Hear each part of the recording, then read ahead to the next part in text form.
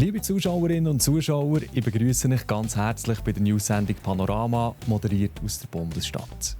Heute haben wir für euch: Der Kanton Bern sagt bekanntlich Nein zur Solarinitiative. Wir reden mit den beiden Lagern. Wann eröffnet das Luxusresort Oberried endlich? Es gibt ein neues Datum. Und zu Rubigen sind das erste Mal die Blues Music Awards Switzerland vergeben worden. Der Abstimmungssonntag hat gezeigt, Bernerinnen und Berner die sagen deutlich Nein zu der Solarinitiative. Gleichzeitig ist aber der Gegenvorschlag angenommen worden. Der setzt weniger auf die Pflicht, dafür mehr auf die Freiwilligkeit. Die Gegner die sind erleichtert, die Befürworter die sind enttäuscht und gleich sehen sie aber auch das Positive. Grundsätzlich ist es ein positives Zeichen für die Solarenergie. Der Gegenvorschlag hat 2/3 der Stimmen bekommen. Das ist sicher wichtig. Natürlich ist das Resultat der Initiative selber enttäuschend. Ich hätte mir dort schon gehofft, dass wir über 30% Ja-Stimmenanteil kommen. Aber insgesamt ist es ein klares Zeichen, dass der Solarausbau weitergehen soll. Und diesen Weg wollen wir sicher verfolgen.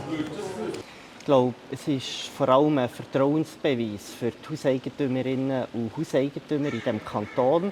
Sie sind die Macher der Energiewende. Sie leisten heute schon sehr, sehr viel für die Energiewende. Viel läuft mit Freiwilligkeit. Und die Stimmbevölkerung im Kanton Bern hat jetzt gesagt, man muss die Hauseigentümerinnen und Hauseigentümer nicht bevormunden. Es läuft genug auf Stufe Freiwilligkeit und es braucht keinen Solarzwang für bestehende Bauten.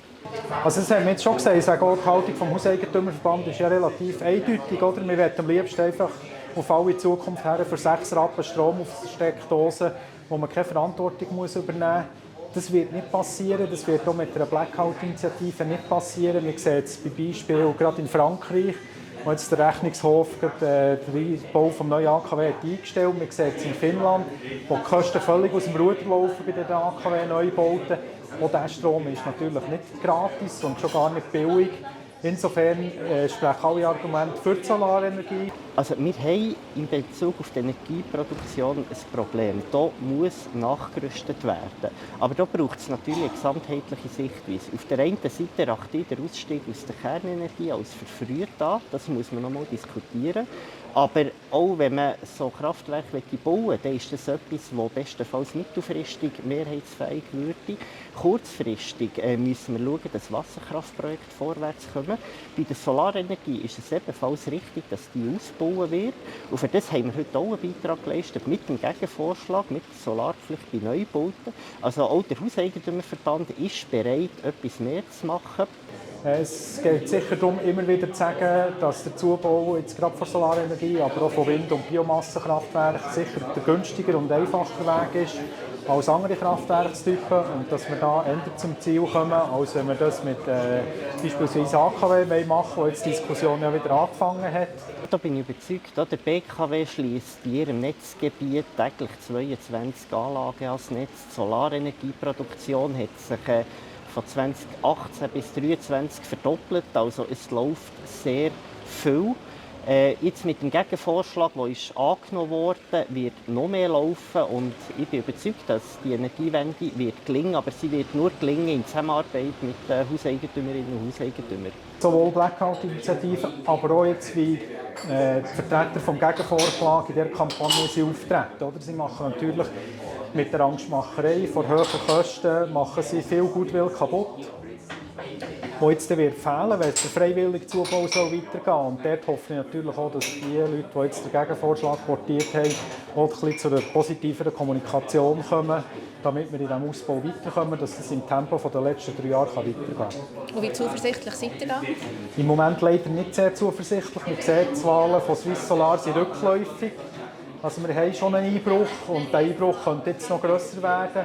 Und ja, das ist bedauerlich. Da kämpfen wir sicher dafür, dass wir auch im Kanton Bern schauen, dass die Rahmenbedingungen so gut wie möglich sind.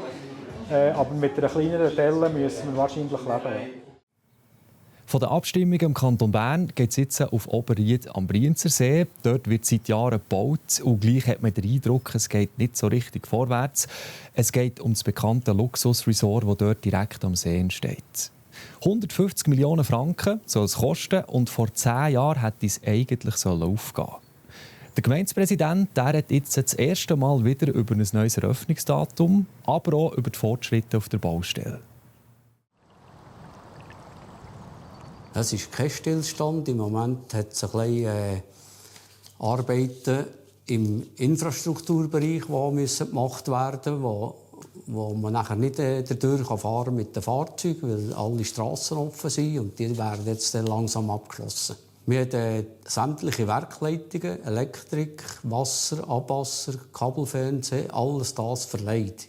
Es läuft immer etwas auf der Baustelle, es sind immer Arbeiten dort, aber was ein bisschen stillsteht, sind die Hochbauten.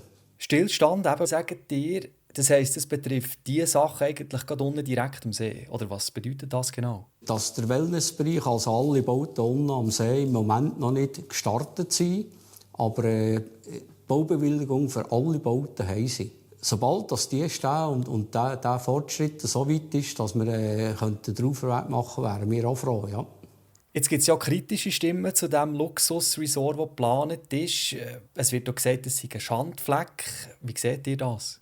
Also aus meiner Sicht ist das kein Schandfleck. Man muss das Ganze eins vom See aus schauen. Es ist sehr gut in die Landschaft eingepasst mit diesen Bauten, so wie sie jetzt stehen. Und wenn wir jetzt eine ganz optimistische Zukunft schauen, aus eurer subjektiven, also persönlichen Sicht, wann könnte das Resort eröffnet werden? Also das war geplant, 4/25, das kann man auf keinen Fall einhalten, weil die grossen Bauten jetzt noch nicht gestartet sind. Aber meine persönliche Einschätzung wird 2027 die Eröffnung sein.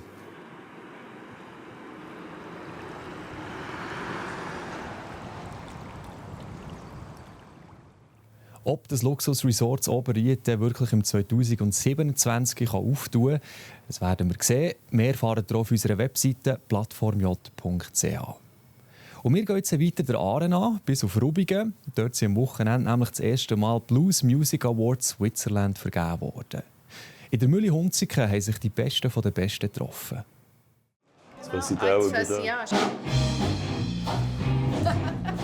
Also das Ziel der Awardverleihung ist, dass die Musiker, die am besten während dem Jahr zur Geltung gekommen sind und am meisten erreicht haben, dass die heute einen Preis bekommen. Es gibt eine Blues-Szene in der Schweiz, auch wenn sie nicht so fest bekannt ist, und sie entwickelt sich definitiv. Was bedeutet dir die Nominierung heute Abend? Wertschätzung. Wertschätzung und dass man wahrgenommen wird. Man reißt sich den Arsch auf, jahrelang. Und ich finde es einfach Wahnsinns-Ehre. It means a lot because this is the second time this year that we had. You know, I was nominated, so the nomination is for Federico Albertoni, which is my name, but I consider this a nomination for my band, which is Freddie and the Cannonballs. So I will say we, but I mean the whole band. And so we've been nominated twice, and it's just great because you get recognition for what you're doing. Für mich ist es natürlich Wertschätzung, so für das Arbeiten auch gesehen zu werden, was man liefert. Ja. Wenn du heute Abend gewinnst, wie verläuft dein Abend und sieht dein Sonntagmorgen anders aus? Also ich mache einfach morgen immer noch die gleiche Musik, die ich heute mache. Ich habe eine Wahnsinnsfreude natürlich. I'm not thinking too much about what to do in case we win, but let's just enjoy the night. We just like being around blues people of Switzerland. All the Swiss blues people are here tonight, so even if we don't win, it's gonna be a party anyway. Ja, also ich glaube, falls ich gewinnen würde, habe ich das Gefühl, würde ich auch schon ein bisschen länger im Bett bleiben noch. Und wenn ich nicht gewinne, dann gehe ich morgen wieder auf und an die Arbeit. Und wenn ich nicht gewinne, dann würde ich das glaube aber auch. Also weißt, irgendwie, wir sind alle zusammen da. Es ist irgendwie wie eine riesige Familie und es ist einfach schön, mal alle zu sehen. Und ich genieße einfach auch das schon mal. Du sagst, es ist eine Wertschätzung, die Nominierung. Ja. Versprichst du auch Ruhm und Prestige? Einen Haufen Kohle? Nein, Kohle nicht unbedingt. Wir sind in der Schweiz.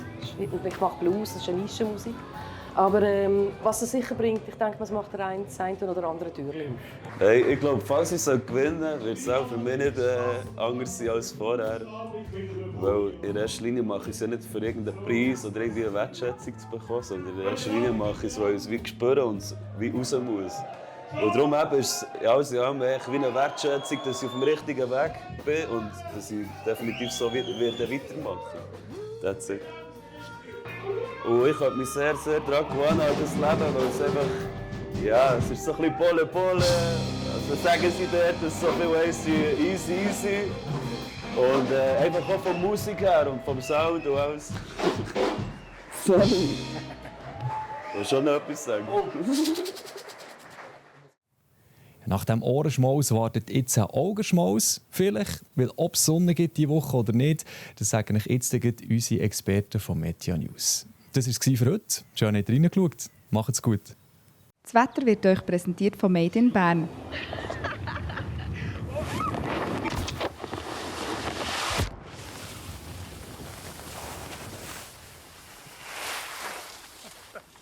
Bärenstarke Winterferien. Made in Bern. Schön schauen Sie das Wetter auf der Plattform J am Montagabend. Ich hoffe, Sie sind gut in die Woche gestartet, wettermäßig ein durchzogener Wochenstart gewesen. Wir liegen aktuell im Einflussbereich von einem kleinen Tief hier über den Benelux-Staaten. Das wird auch in den nächsten paar Tagen noch für unser Wetter verantwortlich sein. In der Nacht auf den Dienstag und am Morgen am Dienstagvormittag ist es oft bewölkt. Vereinzelt gibt es ein bisschen Regen, Schneeflocken ab 15 bis 1700 Meter. Und am Dienstagnachmittag gibt es keine wesentliche Wetteränderung. Oft bleibt es grau bei uns im Kanton Bern und vereinzelt gibt es auch ein bisschen Niederschlag, Schneeflocken morgen den Tag durch, aber etwa 1500-1600 Meter. Also die Schneefallgrenze recht weit oben. Die Temperaturen erreichen Maximalwert um die 6 Grad.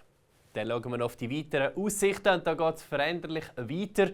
Am Mittwoch, Donnerstag und Freitag. Zwischendurch gibt es mal ein paar sonnige Auflockerungen, gelegentlich aber auch in Regen bzw. dann auch Schneeregen oder nasser Schnee. Am Freitag bis in tiefere Lagen. Nachher baut sich wieder das Hochdruckgebiet auf. Das kleine Tief verliert auch Einfluss auf unser Wetter und darum wird mit dem Hoch am kommenden Wochenende dann in den Bergen die Sonne zurückkommen, aber auch in den tiefen Lagen wird es zunehmend dann freundlicher.